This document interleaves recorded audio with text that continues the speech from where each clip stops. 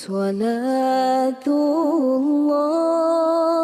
salamullah. Bismillahirrahmanirrahim. Assalamualaikum warahmatullahi wabarakatuh.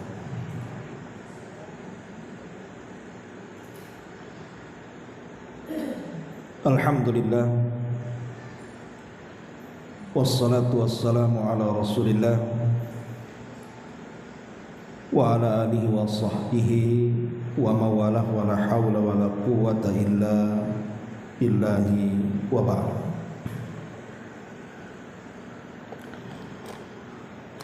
Alhamdulillah, segala puja dan puji hanya milik Allah subhanahu wa ta'ala. Salawat dan juga salam kita hadiahkan kepada Rasul kita Nabi besar Muhammad sallallahu alaihi wa ala alihi wasallam. Kita lanjutkan kajian kita, masih membahas kitab Umdatul Ahkam, dan kita masih bicara tentang seputar wudu. Hadis Nabi sallallahu alaihi wasallam dari Abdullah bin Amr radhiyallahu anhuma, Nabi sallallahu alaihi wasallam bersabda, wailun lil aqabi minan nar. Celaka atau bagi dia neraka wail, bagi tumit-tumit di dalam neraka. Apa makna hadis ini? Nabi mendoakan kecelakaan bagi tumit-tumit kaki dengan neraka. Hadis ini tentu harus dibaca secara utuh. Ini kan penggalannya. Hadis ini ada asbab wurudnya. Ada sebab kenapa Nabi SAW mengatakan celaka bagi tumit-tumit di neraka. Ada dua riwayat. Pertama dari Abdullah bin Amr radhiyallahu anhuma, dia mengatakan, takhallafa 'anna an-nabiy sallallahu alaihi wasallam fi safratin safarna fa adrakana wa qad arhaqatna as-salatu wa nahnu natawadda faja'alna namsahu ala arjulina fanada bi'a'la sautihi wailun lil aqabi minan nar marrataini aw thalatha. Nabi sallallahu alaihi wasallam, kata Abdullah ibn Amr radhiyallahu an, satu hari ketinggalan dalam sebuah safar ketika kami safar. Tapi akhirnya kemudian Rasul pun mendapati kami, dan sungguh kami telah terbebani dengan datangnya waktu salat. Maka kami pun kemudian berwudu. Kemudian kami memulai membasuh kaki-kaki kami. Tiba-tiba Nabi SAW berteriak dengan suara yang kencang, wailun lil aqabi minan nar, celaka bagi tumit-tumit di dalam neraka. Rasul menyebut kalimat ini dua kali atau sampai tiga kali. Ini riwayat Bukhari dan juga Muslim. Ada lafaz yang kedua, riwayat yang kedua dari Abdullah bin Amr juga, dia mengatakan, raja'na ma'a Rasulillah sallallahu alaihi wasallam min Makkah ila Madinah hatta idza kunna bima'in bit-tariqi ta'ajjala qaumun indal asri fatawadda'u wa hum ujalun fantahayna ilaihim wa aqabuhum taluhu lam yamassahal mah Faqala Rasulullah sallallahu alaihi wasallam, wailun lil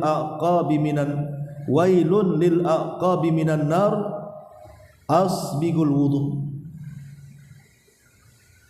Kata Abdullah bin Amr radhiyallahu an, kami kembali bersama Nabi sallallahu alaihi wasallam dari Mekah menuju Madinah. Ketika kami mendapatkan air di sebuah perjalanan, sebagian kaum tergesa-gesa ketika datang waktu asar, maka mereka pun berwudu dalam kondisi tergesa-gesa.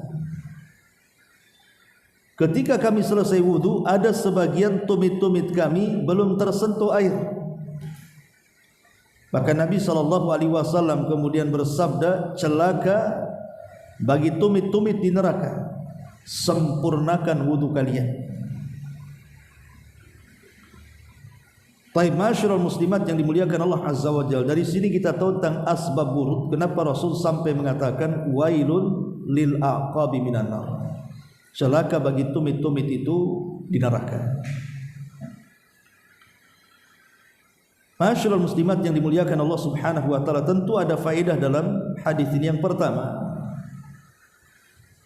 di sini Nabi sallallahu alaihi wasallam memberikan tahdzir kepada kita, peringatan akan takutnya dengan neraka. Dan memang harus takut dengan neraka.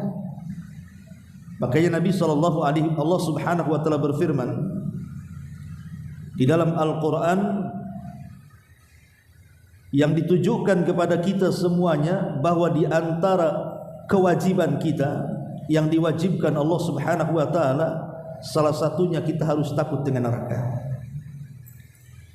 Dan itu kita lihat dalam surah At-Tahrim ayat 6. Ya ayyuhalladzina amanu qu anfusakum wa ahlikum nar wa quduhan nas wal hijarah. Wahai orang-orang yang beriman, jagalah diri kalian dan keluarga kalian dari api neraka yang bahan bakarnya manusia dan juga bebatuan. Bahkan Nabi SAW sampai mengatakan, ittaqun nar walau bisyikki tamrah, faman lam yajid fa bi kalimatin thayyibatin, takutlah kalian terhadap neraka walaupun hanya bersedekah dengan separuh kurma, dan kalau tidak mendapatinya cukup dengan kalimat-kalimat santun. Lihat bagaimana Allah dan Rasulnya menekankan kepada kita suruh takut dengan neraka. Ya wajar kalau kita harus takut dengan neraka, bagaimana tidak, bahwa tidak ada azab yang lebih mengerikan dibandingkan neraka. Makanya hadis yang sering saya jelaskan di sini, ketika ada orang yang ketika di dunia itu senang hidupnya, kemudian dicelupkan satu kali saja ke neraka, kemudian diangkat lagi, menghilangkan semua memori kesenangannya. Ya, karena api neraka itu dijelaskan, narud dunya juz'un min sab'ina juz'an min nari jahannam. Api kalian di dunia ini, kata Rasul, itu hanya satu bagian saja panasnya dari 70 bagian api jahannam. Jadi kalau satu bagian dari 70 bagian saja bisa membakar satu dunia, dan sudah layak seandainya Allah mengazab manusia dengan api dunia saja sudah cukup sebenarnya. Tapi Allah Subhanahu wa taala ingin melebihkan azabnya, bahwa api neraka itu sampai 70 kali lipat panasnya api dunia. Masyarul muslimat yang dimuliakan Allah Subhanahu wa taala, makanya masalah wudu ini juga ada erat kaitan dengan sholat. Ketika Nabi SAW menakut-nakuti dengan neraka, karena di antara nama neraka yang diperuntukkan untuk orang-orang sholat itu sudah ada, namanya neraka Saqar, kan gitu. Allah mengatakan, masalakakum fi Saqar, kenapa kalian bisa masuk neraka Saqar? Qalu lam naku minal musallin, karena kami dulu tidak pernah sholat. Lah orang yang sholat tidak berwudu sama dengan gak sholat, kan begitu. Apa bedanya orang yang sholat tidak berwudu dengan yang sama sekali tidak sholat? Sama saja, karena orang yang sholat tanpa wudu pun dianggap tidak sholat. Makanya faedah yang pertama dari hadis ini bahwa Nabi SAW memberikan tahdzir, peringatan kepada kita akan takut dengan api neraka. Ini yang pertama. Kemudian faedah yang kedua dari hadis ini tentang syafaqatun Nabi SAW ala ashabihi. Bagaimana sayangnya Nabi SAW kepada umatnya, terutama kepada para sahabatnya. Di mana Nabi SAW kan dalam asbab wurud hadis ini Rasul telat dalam safar. Artinya Nabi SAW ingin membantu orang-orang lemah. Jadi ada orang-orang yang kuat suruh duluan. Kemudian Nabi SAW sampai kemudian telat datang, telat menyusul orang-orang yang safar, yang sudah duluan safar. Kenapa? Karena melihat di antara orang-orang yang tertinggal itu orang-orang lemah. Lah Nabi SAW menemani orang-orang lemah supaya tidak ketinggalan safar. Kemudian juga Nabi SAW betul-betul memperhatikan cara ibadah para sahabat, sampai kepada tumit-tumit yang tidak tersentuh air saat wudhu saja Nabi SAW sangat open bahasa kitanya dan langsung menegurnya. Dan itu menunjukkan rasa sayangnya Nabi terhadap umatnya, wabil khusus para sahabat Nabi SAW. Ini yang kedua. Yang ketiga, hirsus sahabati ridwanullah alaihim ala ada'is salati wa adamu ta'khiriha an waqtiha walau kanu fi halis safari wat ta'abi wan nasab. Bagaimana semangat para sahabat yang patut kita tiru. Bagaimana semangat para sahabat yang patut kita contoh. Apa itu? Di mana para sahabat tetap melaksanakan tepat waktu ketika datang masuk waktu salat, walaupun mereka sedang safar, walaupun mereka sedang lelah safar, walaupun mereka sedang letih, tetap mereka kalau sudah datang waktu salat langsung melaksanakan salat. Dan ini qudwah yang baik dari para sahabat. Bagaimana perhatian mereka terhadap ibadah satu ini, ibadah salat ini, ya, karena mereka paham bahwa ibadah salat itu penentu amalan. Kalau dia baik maka dianggap baik semuanya, kalau dia jelek maka dianggap jelek semuanya. Kata Rasul, faman saluhat salatuhu saluha sairu amalihi wa man fasadat salatuhu fasada sairu amalihi. Siapa yang baik salatnya dianggap baik semua amalnya, tapi kalau buruk salatnya maka dianggap buruk pula semua amalannya. Dan mereka paham bahwa amal yang pertama kali dihisab juga adalah salat. Dan mereka juga paham bahwa salat itu bisa mencegah perbuatan keji dan mungkar. Artinya salat itulah yang merubah karakter seseorang menjadi lebih baik lagi. Ini yang ketiga. Kemudian juga yang keempat, hirsun Nabi ala ta'limi ashabihi wa bayanil hukmi syar'i inda hajatihim ilaiha wa adamu sukutihi sallallahu alaihi wasallam anil khata'i in waqa'a minhu. Bagaimana semangatnya Nabi untuk mengajarkan para sahabat dan menjelaskan tentang hukum-hukum syar'i yang para sahabat hajatkan, yang para sahabat butuhkan, Rasul ajarkan kepada mereka. Dan Rasul tidak pernah diam kalau melihat kesalahan. Rasul tidak pernah diam ketika melihat kesalahan, karena memang Rasul diutus untuk mentarbiah umat. Selain juga mengajak manusia kepada kebaikan, juga mencegah dari kemungkaran. Selain daripada menghabar beritakan tentang kebaikan-kebaikan dan nikmat-nikmat surga, terkadang juga menakut-nakuti neraka. Begitulah cara Nabi SAW memberikan pendidikan kepada para sahabat, dan ini pun harus kita contoh. Khususnya minimalnya kepada keluarga lah, seorang ibu mengarahkan anak-anaknya. Kalau memang anaknya salah, tegur, jangan dibiarkan. Jangan membiarkan sesuatu yang mungkar dalam keluarga. Ini yang keempat. Yang kelima, dalam hadis ini juga ada faedah yang bagus sekali, di mana Imam Bukhari ketika membuat bab dalam sahihnya, ketika meletakkan hadis ini, beliau membuat bab seperti ini: babun man rafa'a sautahu bil ilmi. Bab tentang orang yang mengangkat suaranya dalam menyampaikan ilmu. Jadi boleh seperti saya di ceramah ini kan keras suaranya, maka kita boleh mengangkat suara ketika menyampaikan ilmu supaya kedengaran. Yang tidak boleh itu adalah teriak-teriak yang tidak ada manfaatnya. Seperti teriak-teriak di pasar itu kan ada celaannya dari Nabi sallallahu alaihi wasallam, karena itu adat istiadat jahiliyah. Dan Nabi SAW juga di beberapa waktu tertentu terkadang mengencangkan suaranya. Contohnya khutbah Jumat. Rasul kalau khutbah Jumat itu mukanya memerah, kemudian seolah-olah dia sedang marah dan suaranya lantang. Dan itu ciri khas khutbah Nabi sallallahu alaihi wasallam. Ini yang kelima. Kemudian yang keenam, Nabi sallallahu alaihi wasallam mengulang-ulang kata-kata wailul lil aqabi minan nar 2 sampai 3 kali, menunjukkan bahwa terkadang kita ini juga harus mengulang-ulang kata apabila kita mengajarkan sesuatu biar paham. Jadi terkadang Rasul mengulang-ulang kalimat itu karena dalam rangka tarbiyah, dan ini juga bagian daripada metode mengajar. Kadang ada orang dijelaskan sekali tak paham, maka kemudian dijelaskan 2 kali tak paham juga, ketiga kali tak paham juga, keempat kali main bego dia.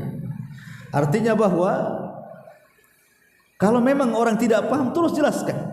Ya lama-lama kemudian juga insya Allah nanti lama-lama walaupun tidak paham 100% tapi minimalnya lambat laun juga memahami dengan mengulang-ulang kata-kata. Ini juga faedahnya. Kemudian yang nomor 6 dan nomor 5 dan nomor 7 ya. Dalam hadis ini juga tadhkirul muslim bidaruratin at-tahri muwafaqati syariati fi jami'i af'alihi wa aqwalihi. Di mana seorang muslim itu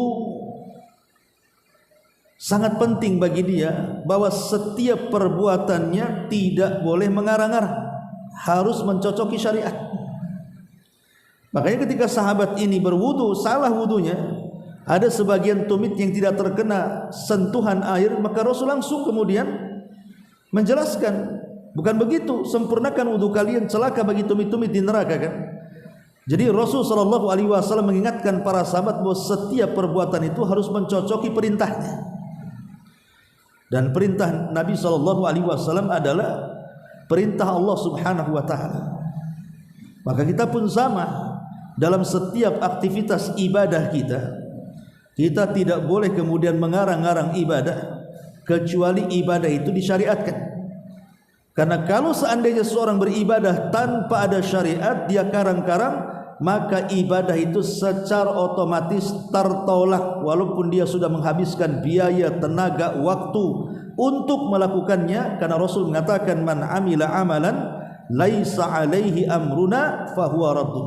Barang siapa yang mengamalkan sebuah amalan yang tidak ada contohnya, maka amalan itu tertolak, tidak akan diterima. Karena di antara syarat diterimanya amal itu satu ikhlas, yang kedua ittiba, mencontoh Nabi sallallahu alaihi wa ala alihi wasallam. Kemudian juga faedah yang nomor 8, bolehnya seorang pendidik itu memberikan ancaman. Namanya seorang ibu sedang mendidik anak. Ibu didik anak nih, anaknya juga tak mau dengan suruhan ibu yang baik. Ibu boleh mengancam. Kalau tak bisa nggak dapat uang jajan kamu.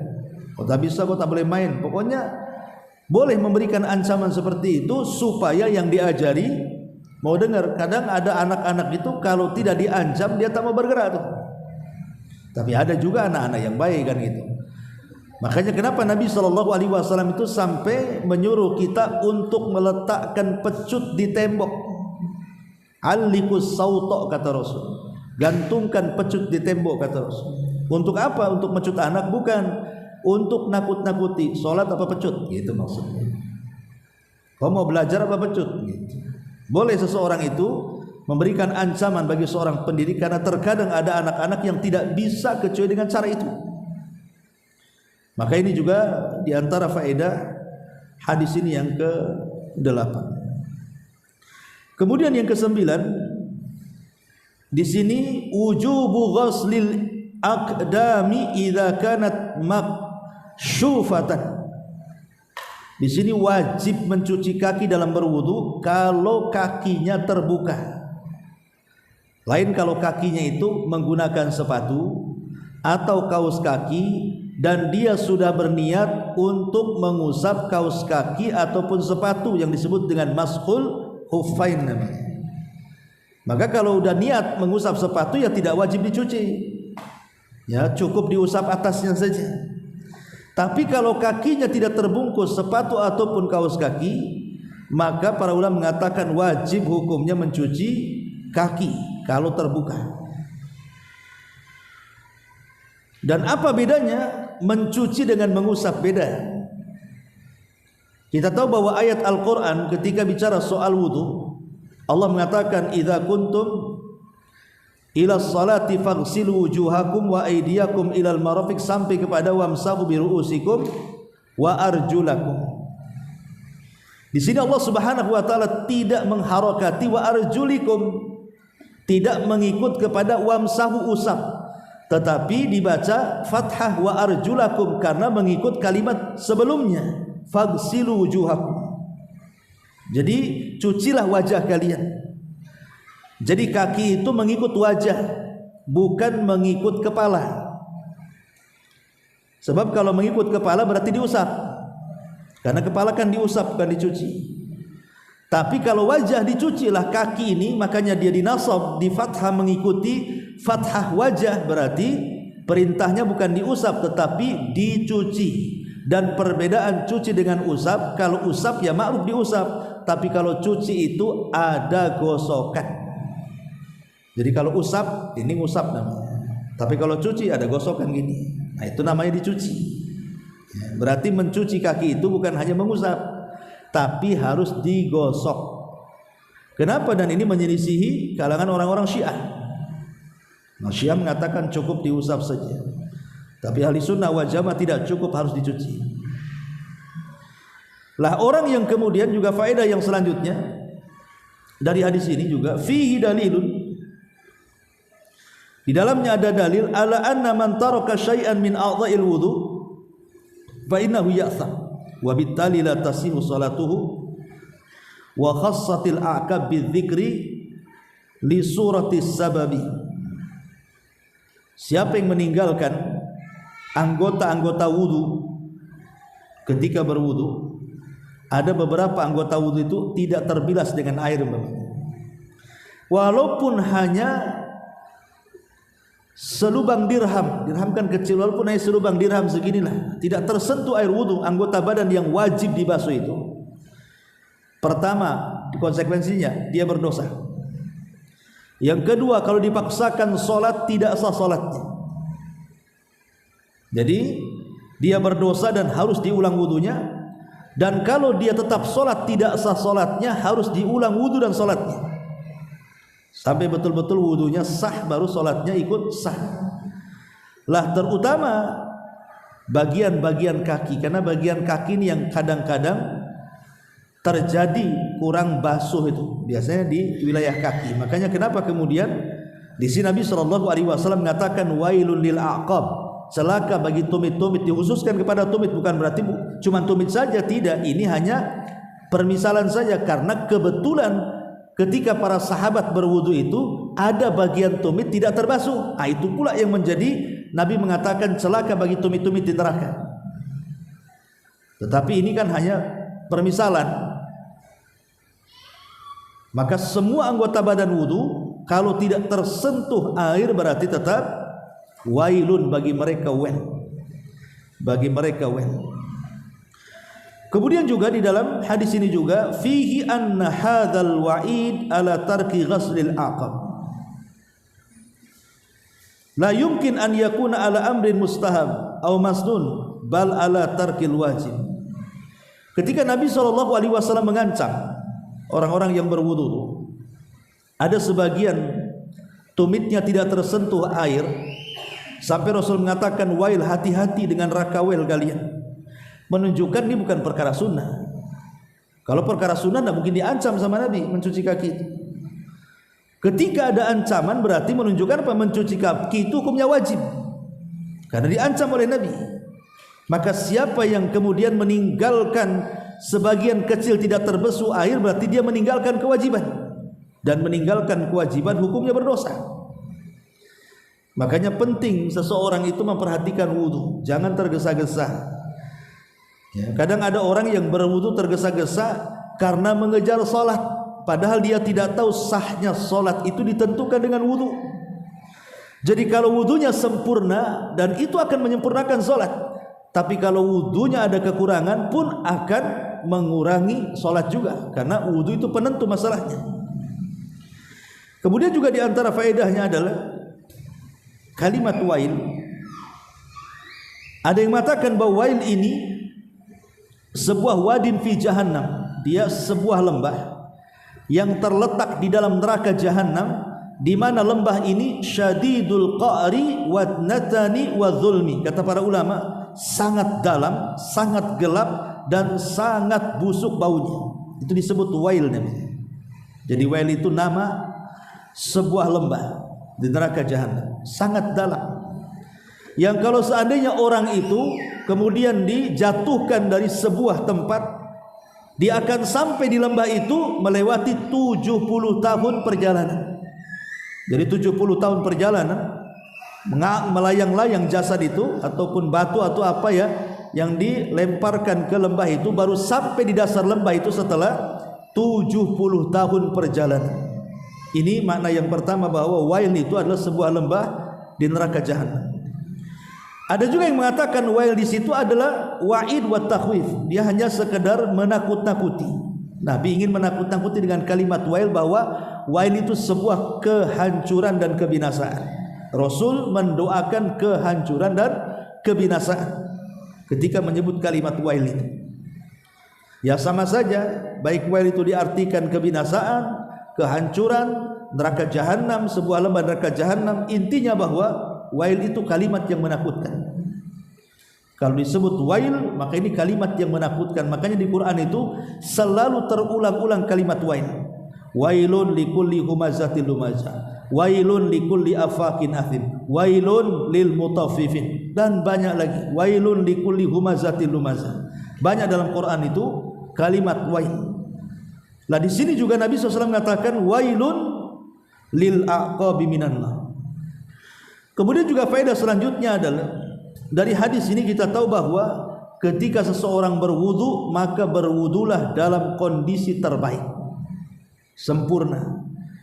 Karena Nabi SAW mengatakan asbighil wudu alal makari, asbighil wudu alal makari, sempurnakan wudumu walaupun kau tidak suka berwudu. Umpamanya lagi demam, ataupun cuaca sangat dingin, ataupun menyentuh air itu kayaknya gimana gitu ya, lagi demam umpamanya.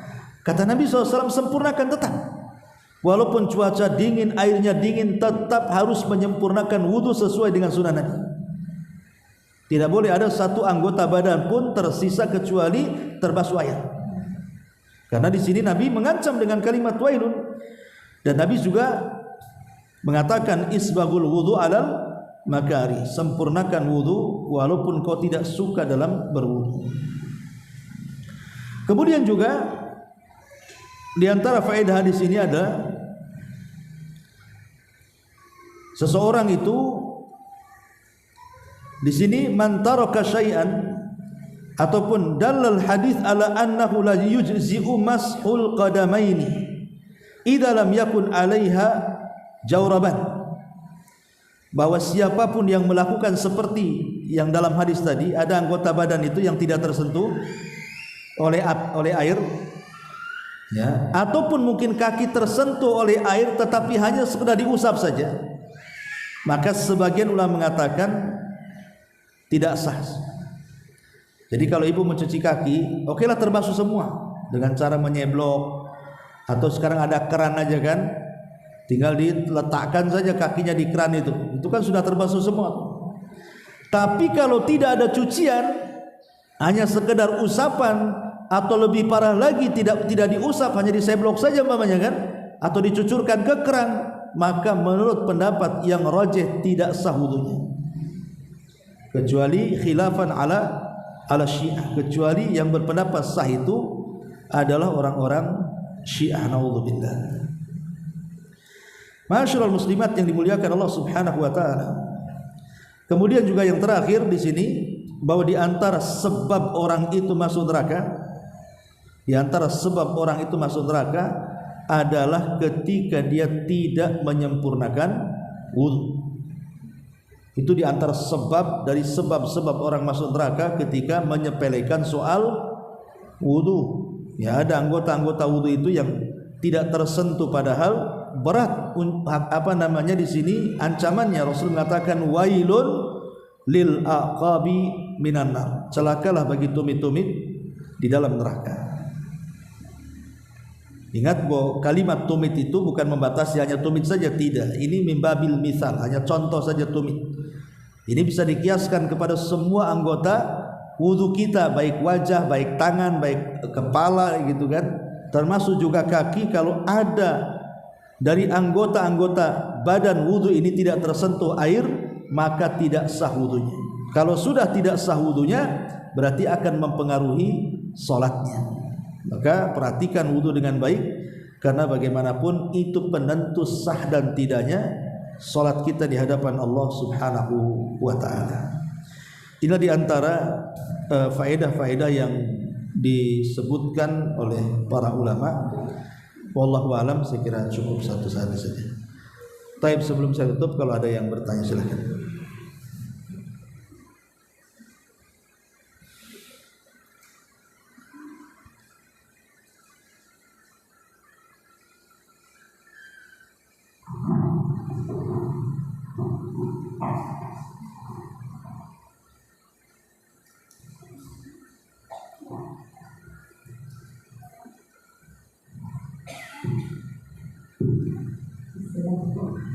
Waalaikumsalam.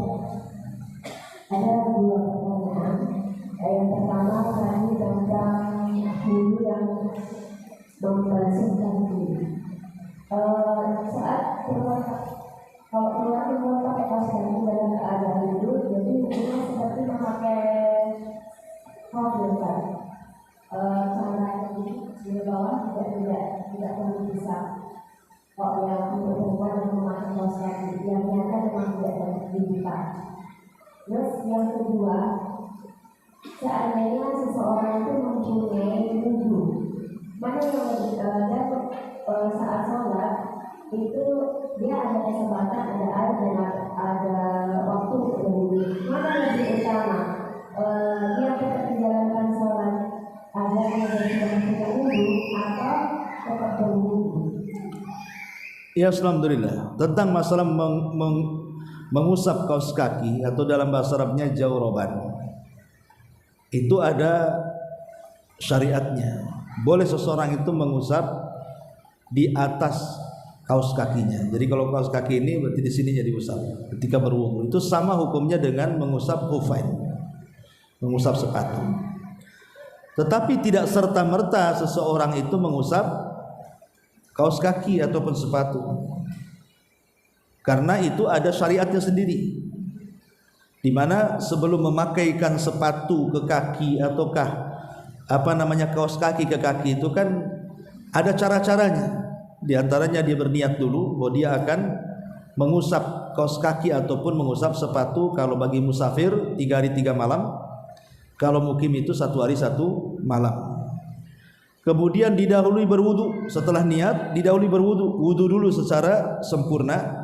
Setelah niat itu baru kemudian ketika membasuh kaki kanan selesai, maka kaos kakinya dimasukkan atau sepatunya dipasang. Kemudian setelah selesai baru membasuh kaki yang sebelah kiri, baru kemudian kaos kakinya dipasang dan sepatunya dipasang. Maka barulah kemudian setelah melakukan perkara ini, baru dia boleh ketika berwudu di mana saja, sebelum waktunya habis bagi musafir 3 hari 3 malam atau bagi mukim itu 1 hari 1 malam, selama tidak ada pembatalnya seperti junub ya ataupun haid ya kan, maka setiap wudu tidak perlu kemudian dilepas kaos kaki dan sepatunya, cukup diusap di atasnya. Jadi ada hukum-hukum sebelumnya.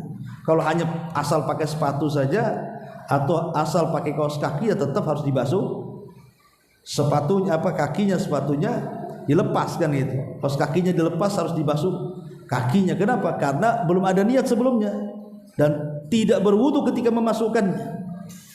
Nah, ini yang pertama. Yang kedua, tentang masalah tajdid al-wudu, ya tentu lebih baik berwudu. Namanya memperbaharui wudu namanya. Orang sudah berwudu, namanya wudu maghrib mau isya. Seandainya dia tidak berwudu tidak ada masalah karena belum batal, langsung aja sholat isya kan begitu. Tapi kalau memang tadi dikatakan ada waktu, kemudian dia bisa berwudu, maka berwudu lebih baik. Kenapa? Itu bagian daripada tajdidul wudu namanya, memperbaharui wudu yang pertama, diperbaharui ya. Dan dapat pahala kan, wudu sendiri ibadah gitu. Tapi kalaupun tidak berwudu kan tidak ada masalah sebenarnya karena dia sudah punya wudu. Tapi kalau berwudu lagi disebut dalam ilmu fikih namanya tajdidul wudu namanya, memperbaharui wudu ya, dan berpahala hukum ya. Wallahu a'lam.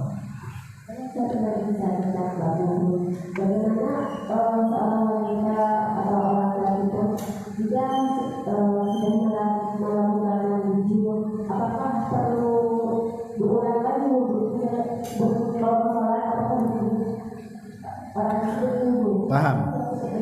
Apakah mandi junub itu juga membolehkan orang untuk sholat? Karena kan mandi junub itu menghilangkan hadas besar, berarti secara otomatis juga menghilangkan hadas kecil. Logikanya kan begitu. Kalau orang berwudu, dia hanya menghilangkan hadas kecil saja, tapi tidak menghilangkan hadas besar. Tapi kalau mandi junub itu kan logikanya dia sedang menghilangkan hadas besar. Ya hadas besar saja bisa hilang, apalagi hadas kecil, berarti terikut di situ. Lah, bagi yang berpendapat bahwa hadas besar ini apabila dihilangkan secara otomatis hadas kecil pun hilang, maka setelah mandi junub tidak perlu wudu lagi, kecuali kalau dia mendatangkan pembatal-pembatal wudu. Habis mandi kentut, habis mandi kencing, habis mandi berak, itu ya wudu lagi kan gitu. Tapi kalau dari mandi junub sampai ke datang waktu sholat tidak mendatangkan pembatal-pembatal wudu, maka sudah dianggap sah menurut pendapat yang pertama. Sah saja. Kenapa? Karena tadi hadas besar saja bisa hilang, apalagi hadas kecil. Tapi ada sebagian ulama mengatakan dia harus berwudu lagi karena lain ibadah. Tapi pendapat yang kuat tidak perlu berwudu. Kenapa? Kan dalam mandi junub pun ada wudu juga untuk menghilangkan hadas kecilnya kan. Baru dilakukan setelah wudu mandi besar untuk menghilangkan hadas besarnya. Akhirnya setelah mandi junub berarti kan hilang kedua-duanya tuh, hadas besarnya hilang, hadas kecilnya hilang. Berarti tidak perlu berwudu lagi. Tapi kalau mau berwudu ya ada masalah, karena itu masuk pada tajdid al-wudu, memperbaharui wudu ya. Wallahu a'lam.